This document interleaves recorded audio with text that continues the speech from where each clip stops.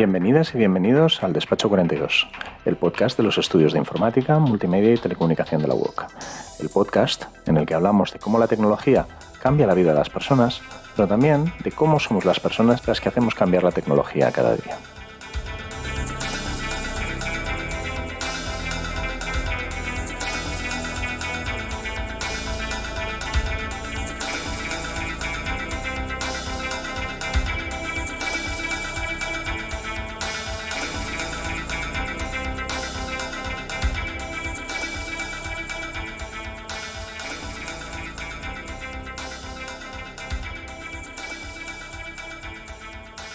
Hola, un día de estos, Dani, Susana y yo amenazamos con quedar un rato y hacer un episodio de Despacho 42 en el que se nos oiga a los tres hablar, sin invitados, al menos durante un rato. Igual es una buena idea, igual es una pésima idea. Ya sabéis que tenéis el hashtag Despacho 42 en Twitter para opinar sobre si sí o sobre si no. Todavía no hemos decidido a qué red social nos moveremos si Twitter nos acaba dando miedo. En cualquier caso, mientras tanto, os dejamos con el segundo episodio de la cuarta temporada de Despacho 42, en el que vamos a hablar de bioinformática, de medicina de precisión, de cómo la inteligencia artificial tiene que ver con la medicina, de cómo, por lo tanto, nos afectan los sesgos de la inteligencia artificial a nuestra salud y de unas cuantas cosas más. Os dejamos con el episodio.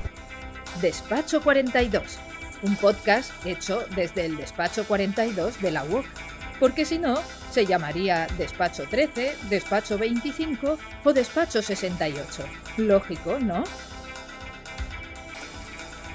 Y como decía, pues nada, hace unos segundillos de nada, hoy estamos con Atia Cortés y con María José Rementería. Hola, ¿qué tal, Atia? ¿Qué tal, María José? Hola, buenos días. Hola, buenos días. Y vamos a comenzar, pues como siempre, haciendo un repaso de los recorridos de Atia y María José hasta llegar a Despacho 42, que claramente era su objetivo en esta vida. Objetivo conseguido. Atia, yo esto siempre lo robo de LinkedIn y estas cosas, o sea que si me equivoco me corregís. Tengo yo que es ingeniera técnica de sistemas, después máster en inteligencia artificial y luego doctora en inteligencia artificial, todo por la Universidad Politécnica de Cataluña, Sí, ¿puede ser? Sí, correcto. Y ahora eres Recognized Researcher en la Social Analytics Unit del BSC. El BSC es el Centro de Supercomputación de Barcelona, ¿sí? Uh-huh. Y el resto, si lo he acertado, lo dejamos para dentro de un minuto y nos explicáis qué es eso de la Social Links Analytic Unit y qué significa ser Recognized Researcher, ¿vale? Vale. Y también tengo que eres codirectora ahora mismo del Observatory on Society and Artificial Intelligence de un proyecto Horizon 2020 que se llama Artificial Intelligence for EU. ¿Es eso? Sí, pasa que este proyecto acabó realmente el año pasado y entonces el observatorio no lo hemos mantenido. El proyecto te puedo hablar un montón de lo que hicimos ahí, pero... Si nos haces la descripción en un minuto o dos, sería súper interesante. No, en el observatorio lo que hacíamos era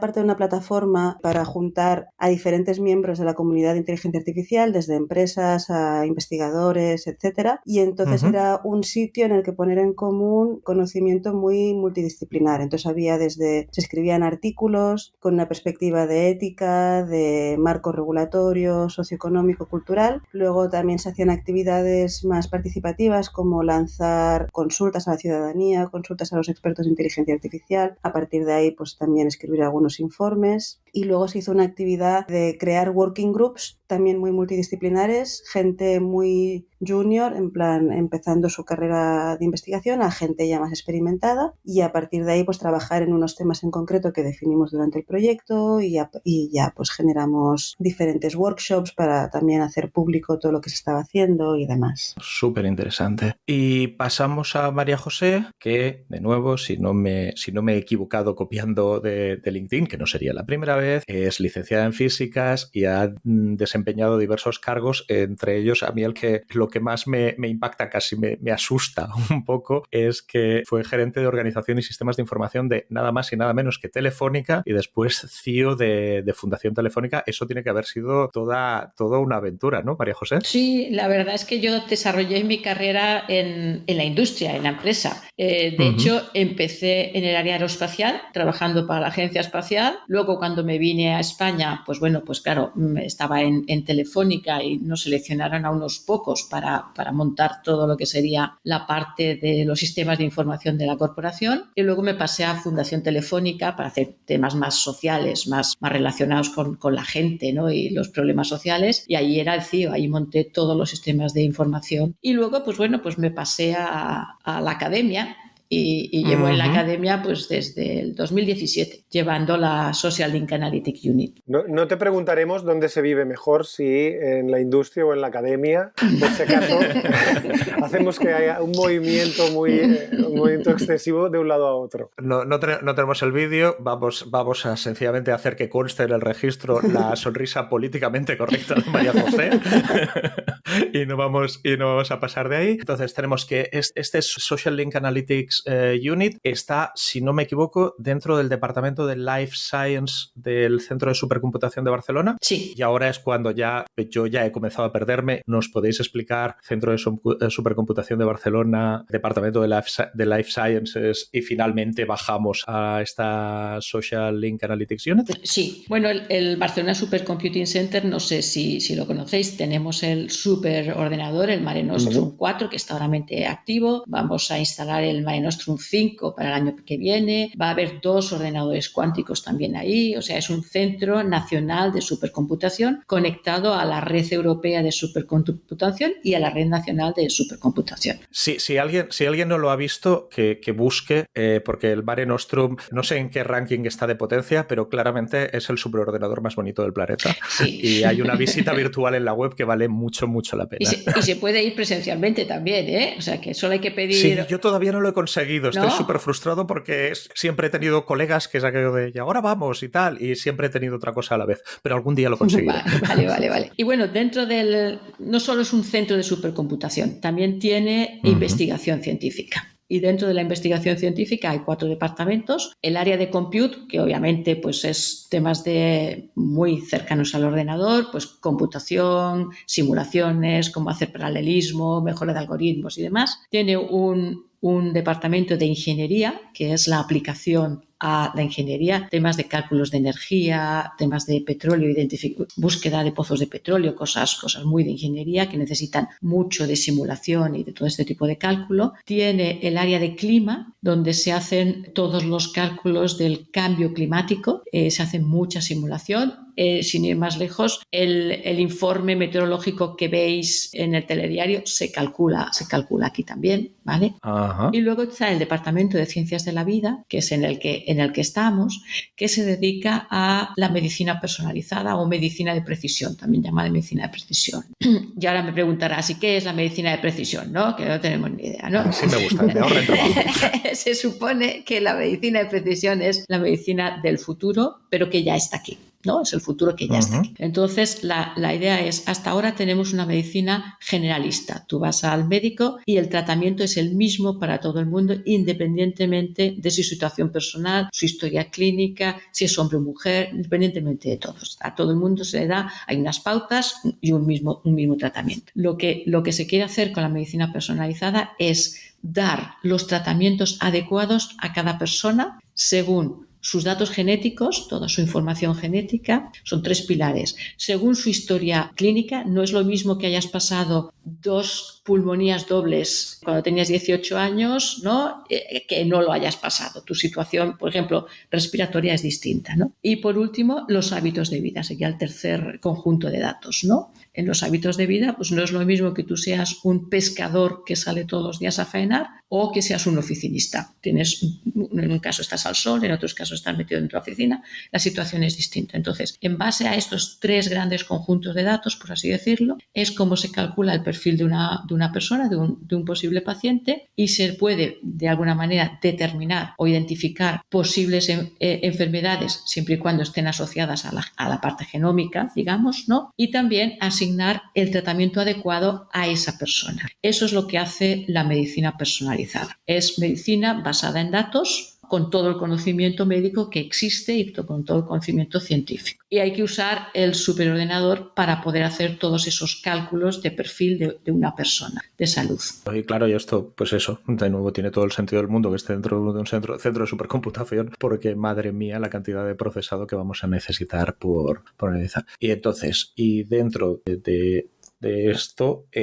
y de este departamento en el que tenemos esta medicina de precisión, vosotras estáis, bueno, de hecho, María José lidera esta unidad de Social Link Analytics, que así, pues eso, comenzando porque está en inglés, suena como un poco raro y misterioso. Sí, te cuento un poco. El Social Link Analytics es una unidad dentro del Departamento de Ciencias de la Vida que lo que hace es el link entre el mundo científico y la sociedad para, por un lado, explicar a la sociedad qué es lo que se está haciendo en esto de la medicina de precisión y, por otra parte, recoger también por parte de la sociedad sus inquietudes, sus dudas, sus problemas, ¿no? Todo su sentir, ¿no? Y trasladarlo a el mundo científico, ¿no? Para que, bueno... O sea, que estáis haciendo de puente... Esto estamos seguros de que es legal, que la ciencia se preocupe de lo que implica la gente sobre ella. Eso, mucha tradición, yo creo que desafortunadamente, no me pongo algo un poco más en serio, no ha habido históricamente, ¿no? Históricamente no ha habido, y esto es una cosa nueva que ha creado el departamento. Es algo totalmente nuevo que se ha creado, ¿vale? Porque se echa en falta eso, ¿eh? Y más al tratar con el tema de medicina de precisión, que va muy directo a las personas tienen que entender bien, ¿no? De qué se trata, qué es lo que se va a hacer. Se están recogiendo sus datos, pero ¿para qué? ¿Qué son? Hay muchas cosas que hay que entender ahí y tienen que entenderlo bien para que se acepte, ¿no? Porque consideramos que es algo que viene bien a la persona, ¿no? Que te den tu tratamiento específico, ¿no? Pero hay que entenderlo bien, si no se producen a veces rechazos, bueno, pues por falta de entendimiento. Ese es el objetivo de nuestra unidad. Y nos dedicamos básicamente tenemos 3 líneas de trabajo. Trabajamos en todos los temas de desinformación. Tuvimos un proyecto con la Fundación BBVA y ahora tenemos un proyecto europeo sobre desinformación, con fact-checkers, trabajando con periodistas, con otras universidades en el tema, ¿no? Para identificar la desinformación, cómo se produce, e intentar atajarla o mitigarla, ¿no? Porque produce mucho impacto y muchos problemas, sobre todo la de salud, que es la que a nosotros nos importa, porque ahí está también la política y otros temas, ¿no? Y estos 2 últimos 2 años y medio debéis haber estado la mar de entretenidas con el tema, claro. Hombre, pues con todos los temas de los antivacunas, con todos los temas del COVID, pues te lo puedes imaginar, muchísimo, o sea, muchísimo trabajo hemos tenido. Otra línea de trabajo es el tema del impacto social, cómo impacta todo esto en la sociedad. Se han hecho algunos proyectos, por ejemplo, con el colectivo trans, se han hecho unos focus group para explicarles al colectivo trans en qué consistía esto de la medicina de precisión y recoger, que era la parte que más nos importaba, cuáles son sus problemas de salud y sus problemas cuando acuden al servicio de salud, ¿no? Estarían los 2 tipos de problemas, ¿no? Y eso nosotros se lo traspasamos o se trasladamos a los científicos, ¿no? A los investigadores, ¿no? Hacemos ese tipo de cosas y también medición de impacto social, sobre todo en la desinformación estamos ahora con ello, ¿no? Metodología y demás, ¿no? Si te puedo interrumpir, sí. Disculpa, soy el señor Interrupciones. ¿Y esto cómo se hace en la práctica? Porque, claro, o sea, el objetivo creo que vamos a estar todas de acuerdo que es esencial y que es muy, muy necesario, pero a mí me cuesta pensar en cómo atacáis el problema, cómo hacéis el diagnóstico. No sé si se ha pasado ya de diagnóstico y se sugiere alguna acción. ¿Esto cómo funciona? Del impacto social, dices, de la desinformación. Sí.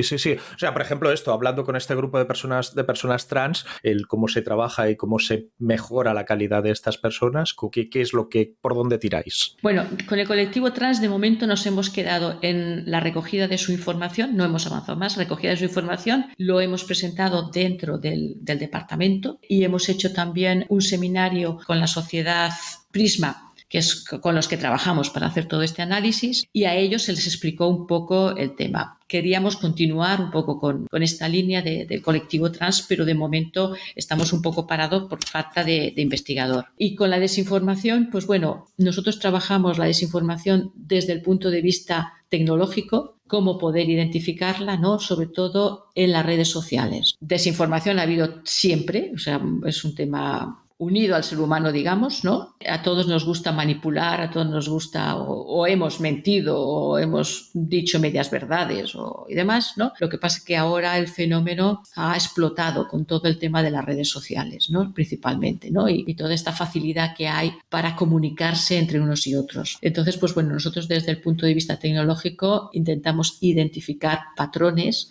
identificar perfiles, identificar cómo se producen las campañas de desinformación, las técnicas que hay en eso, para dar herramientas a los fact-checkers para que ellos puedan hacer su trabajo de una manera más ágil, digamos, ¿no? Y que se puedan atajar todas estas campañas de desinformación que hay, ¿no? Que hacen mucho daño, ¿no? Esto es lo que hacemos, ¿no? Y medimos también un poco, medirlo no se puede porque hay que medirlo manualmente, automáticamente no se puede medir, pero sí ayudar a los fact-checkers a que lo puedan identificar, ¿no? Esto es lo que hacemos. Y luego la tercera línea de trabajo que tenemos es el tema de género en ciencia, ¿no? Tenemos un programa, el programa se denomina Bioinfo for Women, que es del departamento, en el que lo que hacemos es dar soporte y ayuda a la mujer investigadora para que llegue a puestos de responsabilidad, ¿no? Y no se mantenga siempre en un segundo o tercer plano, ¿no? Esto lo típico de que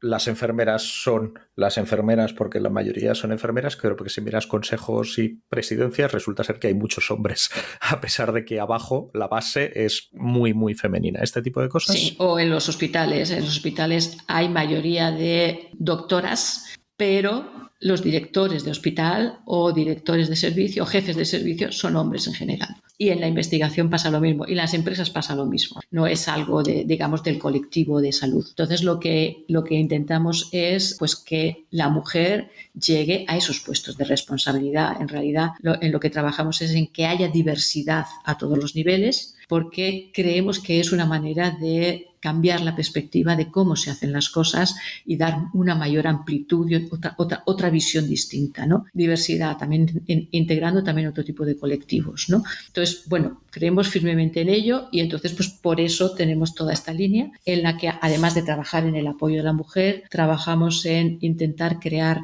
redes internacionales de apoyo. Y también trabajamos en una línea de investigación propia, en la que está ATIA coordinando esta línea de investigación junto con otro investigador, David de Cirilo, ¿no? Entonces, bueno, esto ya más en detalle os lo podrá contar ATIA, ¿no? ¿Qué hacemos en esta línea de investigación concreta, ¿no? Pues si os parece, nos lanzamos a... Sí, bueno, básicamente, y recogiendo cosas que ya María José ha dicho, en este tipo de investigación se plantean dos problemas. Uno, lo que se ha hecho tradicionalmente con esta medicina que decía ella generalista, ¿no? El one size fits all, en el que además se detectó con el tiempo que había unas malas prácticas porque las mujeres en general no estaban incluidas, ni las mujeres ni a nivel preclínico cuando se hacían ensayos con animales, no estaban incluidas en ese tipo de ensayos, con lo cual al final había unas consecuencias gravísimas que se dieron cuenta con el tiempo, tanto a nivel de efectos secundarios, por ejemplo, a la hora de crear medicinas, ¿no? A la que salían al mercado, pues se daban cuenta que había unos efectos secundarios que no se habían contemplado. Hubo un caso muy escandaloso en los años 80 que ya no solo afectó a la mujer, porque eran mujeres embarazadas, sino que afectaba también a sus bebés.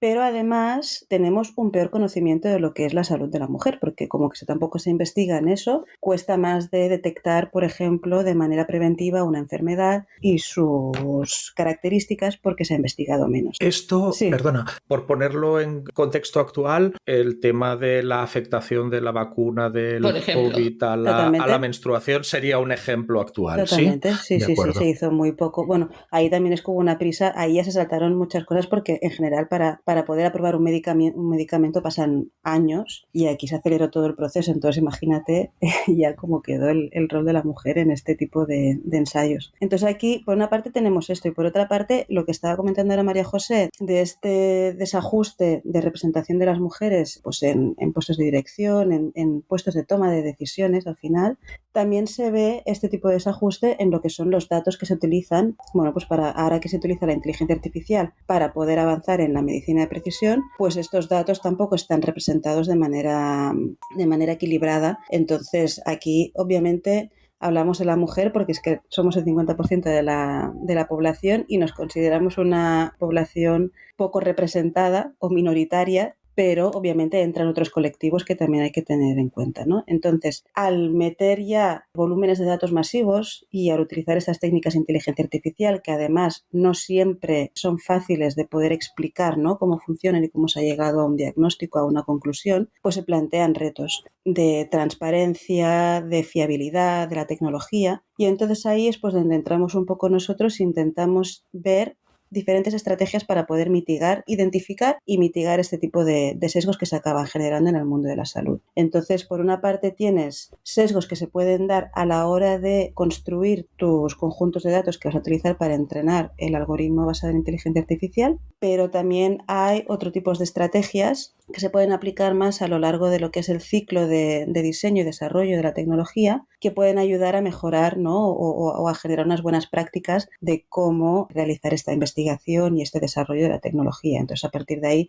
pues cosas como las que María José ya ha comentado, de tener equipos multidisciplinares, de estar escuchando diferentes colectivos que están menos representados, de tener una supervisión en todo momento de cómo se están desarrollando las cosas y si en algún momento dado se está tomando, o sea, se tiene que ir comparando el tipo de resultados que se obtienen por las decisiones tomadas por humanos y las decisiones tomadas por las máquinas, y entonces ver en qué momento una actúa mejor que la otra y entonces cómo poder mejorar la otra, ¿no?, en base a lo que se está aprendiendo. Entonces, a partir de ahí, pues hay todo un campo por explorar. Estamos hablando, por ejemplo, a la hora de recogida de datos, pues eso, que vamos a tener más datos de hombres blancos que de cualquier otra cosa, pero probablemente que si la investigación se ha hecho en Estados Unidos, pues a los que somos mediterráneos, igual esos datos no son los que se nos ajustan mejor, y aquí, o sea, lo que habéis dicho las dos, o sea, es una cuestión de diversidad. El género, teniendo en cuenta que afecta a la mitad de la población, obviamente es tremendamente importante, pero da igual que seas hombre, que estas cosas, si no se tienen en cuenta y no hay diversidad,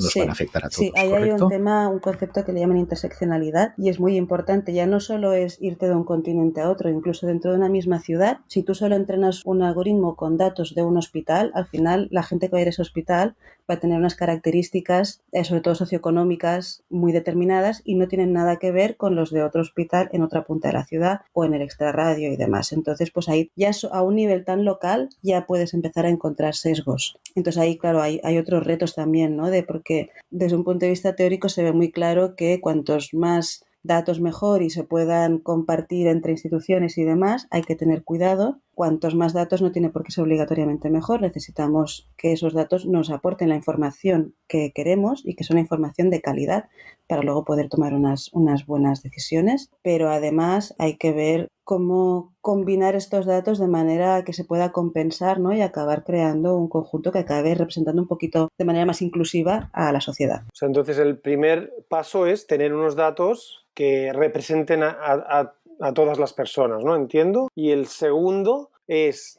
entiendo que ahora hablabas de algoritmos de aprendizaje computacional, de machine learning, ¿no? Entiendo.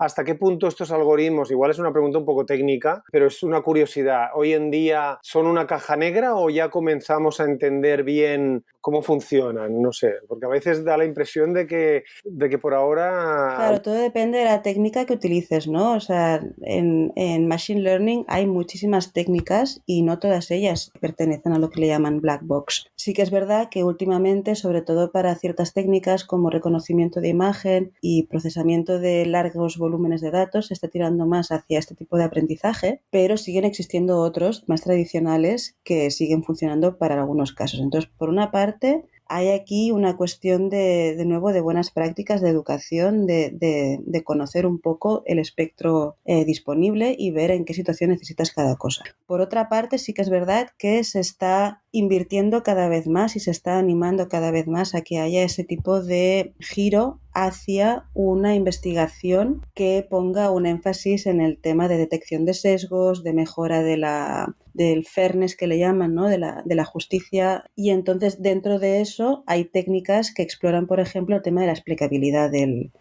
algoritmo. Quizás no puedes explicar exactamente cómo se ha conseguido, pero sí que puedes ir explicando detalles, ¿no?, de de cómo se ha configurado, digamos, al final tu modelo, por qué se han dado unos pesos en un sitio o en otro, y de alguna manera se puede ir explicando un poco el resultado. Sí que es verdad que aquí a mí me gusta mucho resaltar que es muy importante diferenciar ¿a quién le estás explicando este resultado? Porque es muy diferente que yo se lo esté explicando a otro desarrollador, a una persona que tiene un conocimiento, ¿no?, de técnico de inteligencia artificial, si se lo estoy explicando a un experto, como por ejemplo en el campo de la salud, un médico que va a tener que utilizar ese algoritmo para tomar una decisión, o si se lo tengo que explicar al paciente final y decirle por qué se ha tomado una decisión u otra, ¿no? Entonces también hay que saber adaptar el tipo de comunicación, el tipo de explicación que se da para poder también generar un entendimiento y una confianza hacia la tecnología. Y en eso se ha ido avanzando, es decir, eso, hemos pasado de la caja negra de determinados métodos de inteligencia artificial a inteligencia artificial más explicable, y las cosas con las que vosotras trabajáis, ¿se puede hacer ya algo de explicación o todavía falta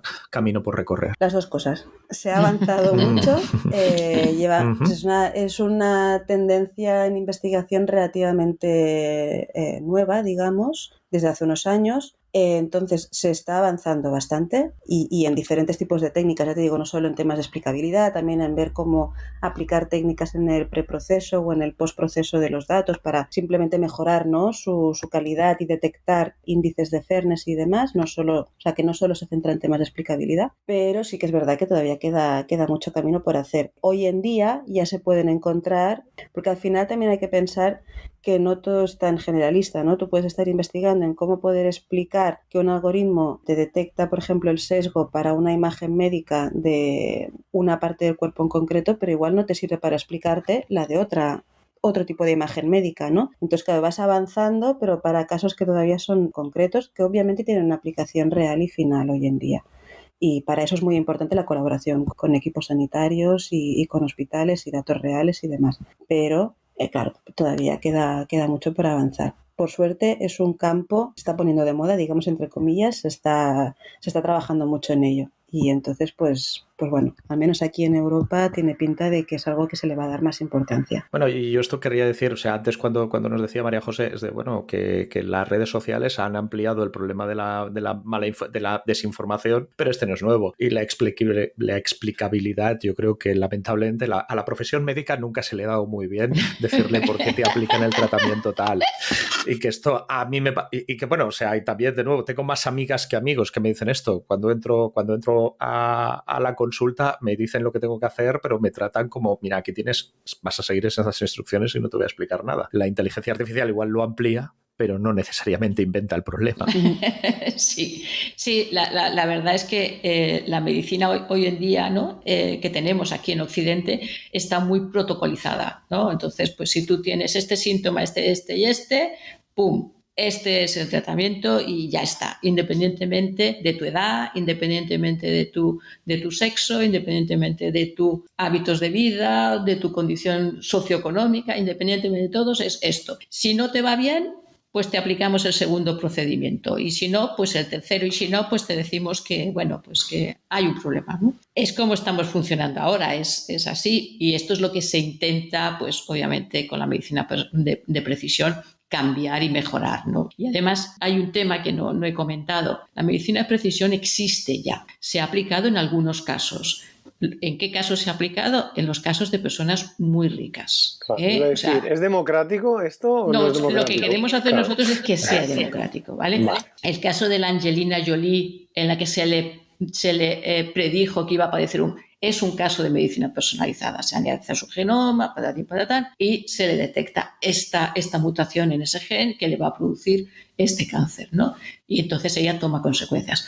Esto lo hace la Angelina Jolie porque tiene dinero y se lo puede pagar. No solo la Angelina Jolie, los jeques árabes también lo tienen. O sea, ahora mismo solo a un nivel de muy, muy, muy ricos, pues lo tienen. Lo que nosotros queremos es que esto se democratice, que realmente pueda todo el mundo disfrutar, digamos, de estas capacidades. Eso es lo que intentamos. Tenemos kits y empresas que han comenzado a hacer, pues eso, envíame una muestra de saliva, no sé qué, 23andMe y demás, y te investigo pues de dónde vienes y te hago algún tipo de previsión. Esto entiendo que está muy en la línea o que es muy parecido a lo que hacéis. ¿Son empresas que vosotras opináis que están participando bien en la evolución científica y en la que si alguien se quisiera poner, pues más allá del tema del tratamiento de los datos privados, no sé si yo sí querría compartir mi genoma con una empresa privada, pero que están funcionando bien? A ver, 23andMe surgió hace ya bien unos 8 años o 10 años, ¿vale? La fundó la mujer del presidente de Google en aquel momento, que es una mujer que es de origen judío, es de origen judío, y entonces siempre los judíos han tenido digamos así, saber de dónde vienen, cuál es su línea familiar. Eso es una preocupación que siempre han tenido ellos.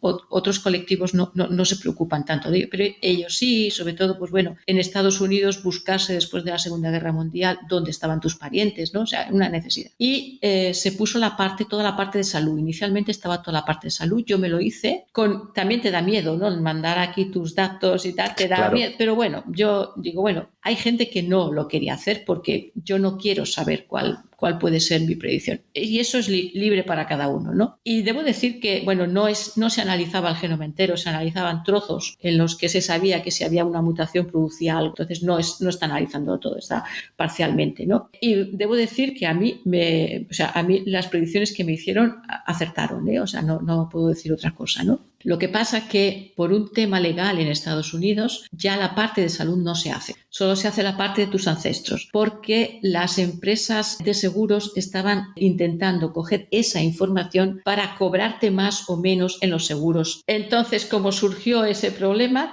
por parte de las empresas aseguradoras, pues entonces esa parte está prohibida. Ahora mismo ya no la pueden hacer. Ahora mismo sí que te dan información de tus ancestros, de dónde provienes, tu línea de tal, pero no la parte de salud. Entonces, ahí entramos en todo el tema de privacidad de datos, a quién se le da esta información, qué uso pueden hacer de esta información, todos los temas éticos alrededor de todo esto que surgieron, ¿no? Y aquí tenemos a la experta nacional, que tenemos a Atia, que está en el Comité de Ética Nacional precisamente para tratar también todos estos temas, ¿no? Pero sí, la línea es esa. Entonces, bueno, pues ahora mismo 23andMe no sé lo que habrá hecho con la información que tenía, ni con las muestras, ni lo que sigue haciendo, ¿no? Pero esa es la línea de lo que es un poco la medicina personalizada, ¿no? Añado la pregunta y a lo mejor así respondes las dos. Entonces, ¿podemos de alguna manera imaginarnos un futuro en que cuando nazca un bebé en un hospital público posiblemente se le tome una muestra y ya tengamos o no? ¿O esto es muy, muy, muy complicado? Vamos a ver, sin los permisos adecuados eso es imposible. Exacto. Eso no se hará nunca. Sí que hay un proyecto ahora europeo, por ejemplo, el del 1.000.000 de genomas, que lo que se intenta es conseguir tener una muestra de 1.000.000 de personas de toda Europa, anonimizados y demás, pero para que sea, digamos, un corpus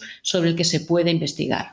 Anonimizado. Entonces, de todas maneras, aunque un niño recién nacido por su genoma pueda tener algunas mutaciones, que esas sí se podrían identificar, y con todos los permisos y con toda la seguridad, si los padres quieren saberlo, pues lo pueden saber o no, no determina las enfermedades que va a tener. Hay otros 2 componentes más. Todo el historial médico, es decir, qué enfermedades ha sufrido y qué no, y sus hábitos de vida. O sea, en eso no es 100% determinante, salvo que tengas una mutación que sí o sí, como las enfermedades raras, ¿no? Que sí o sí te produce algo, ¿no?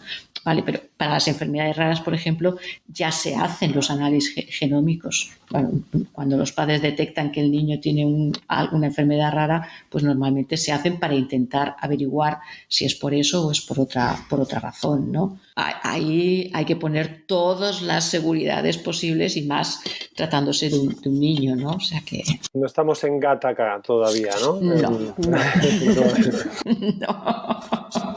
Bajando un poco de Gattaca a la actualidad, Atia, entonces el tema de la ética en los comités de ética, ahora mismo cómo se está trabajando, cuáles son las preocupaciones actuales que tienen estos comités, qué es lo que se considera que es muy, muy importante que cualquier empresa o institución que se dedique a esto tenga en cuenta para evitar problemas. Bueno, en el comité yo realmente acabo de empezar y todavía no he tenido mucho trato con los comités actuales. Sí que tengo experiencia de cuando yo estaba haciendo investigación para mi doctorado, que tuve que tratar con algunos comités de ética para que aprobaran ensayos clínicos y tal. Y en el tiempo en el que estuve haciendo investigación, las cosas ya fueron cambiando un poquito y hoy en día todavía más, obviamente. Aquí en Europa estamos muy marcados por lo que es la regulación de privacidad de datos. Entonces, una cosa que se tiene muy en cuenta es qué trato se va a hacer de los datos, qué datos estás recogiendo, cuántos necesitas y por qué. Tienes que justificar qué datos personales o qué datos sensibles estás recogiendo de cada persona, qué vas a hacer con ellos, dónde los vas a estar guardando, quién va a acceder a ellos, por cuánto tiempo,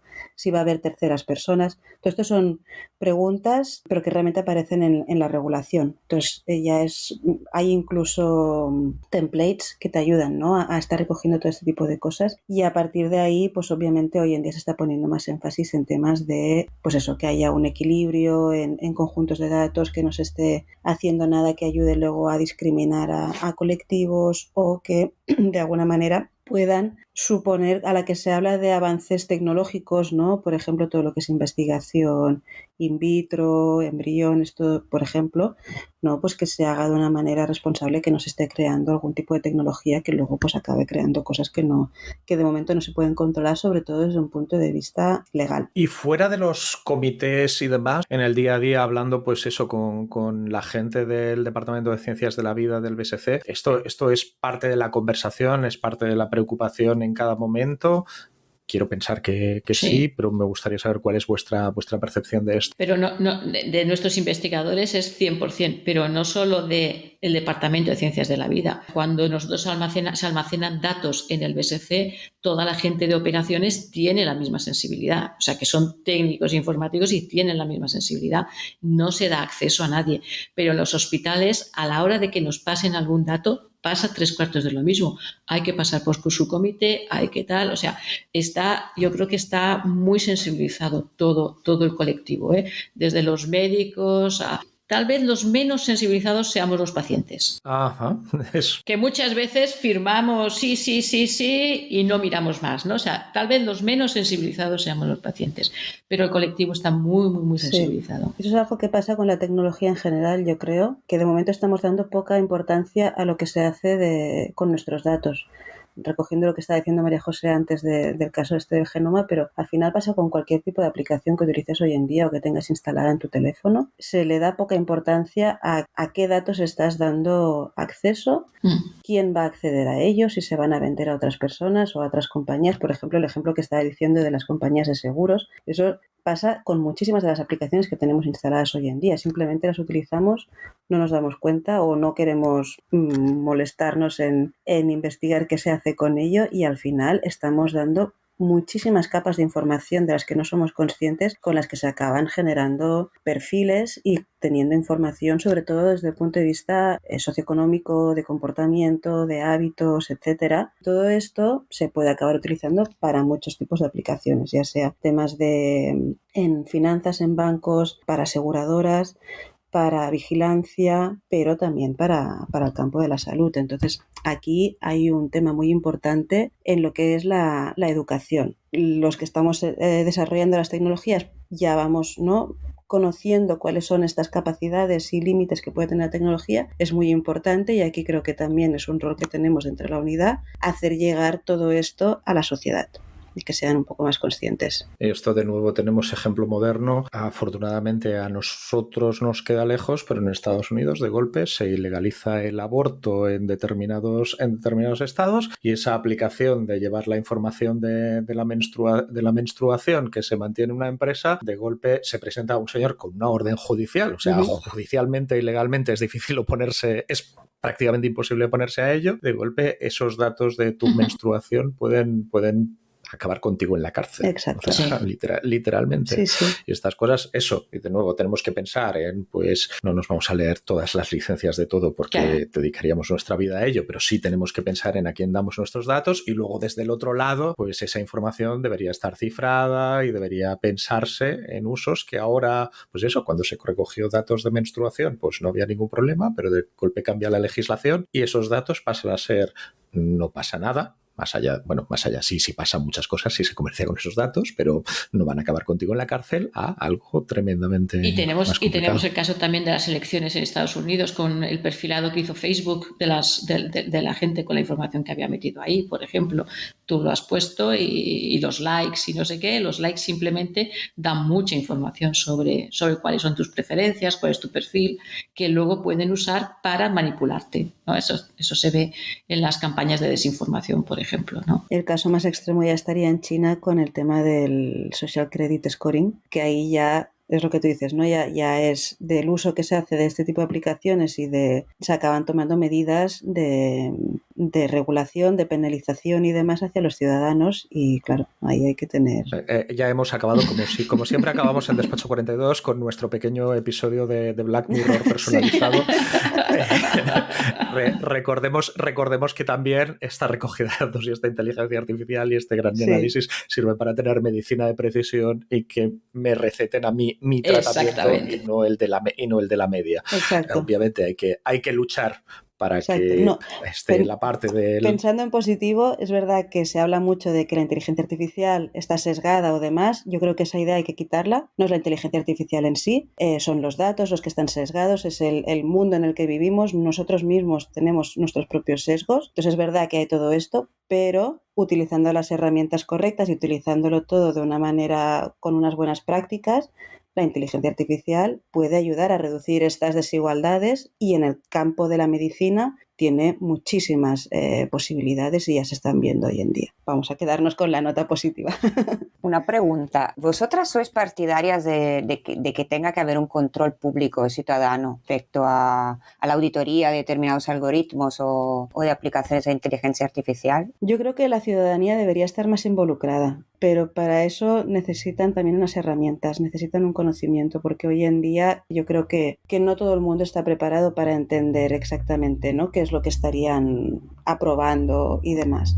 Entonces ahí se necesitan muchas estrategias o metodologías más participativas para poderlos incluir, y también la sociedad por su parte tiene que poner un poco, ¿no?, más de voluntad y querer estar ahí metida. Pero sí, yo personalmente creo que al final van a acabar teniendo un rol bastante determinante y me encantaría, ya no solo con la tecnología, a muchos niveles de la vida, que se tuviera más en cuenta la opinión de la sociedad para muchas tomas de decisiones que nos afectan. Comienza a apretarnos el reloj. ¿Nos hemos dejado alguna cosa que realmente sea importante y que no queréis que se quede en el tintero? Yo lo único que querría, por así decir, es también a raíz un poco de lo que ha comentado Susana, ¿no? El tener a las personas dentro del loop y hacerlas copartícipes de todas estas nuevas tecnologías y de su uso es necesario, pero para poder llegar a ello tenemos que hacer mucho trabajo de, digamos, no divulgación, sino de educación a todos los niveles, a nivel de los ingenieros en las universidades, por ejemplo,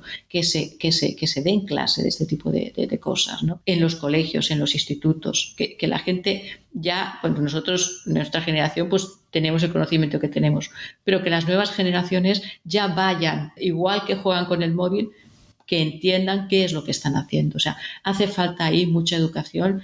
Yo creo que es el punto que nos faltaría un poco, ¿no? O sea, cómo podemos fomentar que ya desde la escuela se dé todo este tipo de educación y para que ya cuando sean adultos sepan dónde están, ¿no? Eso yo creo que es necesario. Y tirando un poco para casa, pensando en el programa de Bioinfo for Women, no solo añadir esta perspectiva, ¿no?, de añadir valores, añadir un pensamiento crítico y de ética, pero también pensar en maneras de incluir esta perspectiva de género en diferentes disciplinas y en particular en la medicina, que es la que nos afecta en nuestro grupo. No solo en medicina, en ingeniería, en el transporte público, en todos los ámbitos, ¿no? Bueno, de acuerdo, pues si os parece lo dejamos aquí, eso, con esta llamada a ser consciente de qué pasa con nuestros datos, cómo se usan y que necesitamos pensar y educar en ello, y esta diversidad de género para comenzar, pero de muchos otros factores, como ya hemos dicho. Os tenemos que agradecer, eso sí, bueno, que exista un grupo como el vuestro y que se le dediquen recursos. Seguro que no son los suficientes, pero seguro que son unos cuantos también a trabajar en estas cosas y hacer que estén siempre presentes. Os emplazamos, como hacemos prácticamente siempre, a continuar esta conversación dentro de unos meses, a ver cómo van los avances y a ver si vuestro grupo ha crecido y tiene más recursos. Esperemos que sea así. Y eso, muchísimas gracias, Satia, muchísimas gracias, María José, y hasta la próxima. Muchas gracias. Gracias.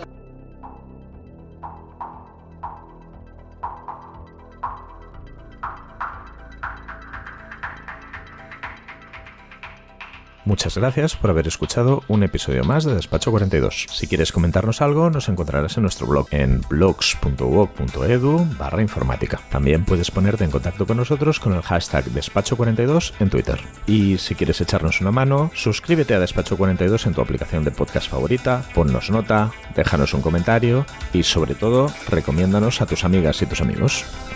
Hasta la próxima.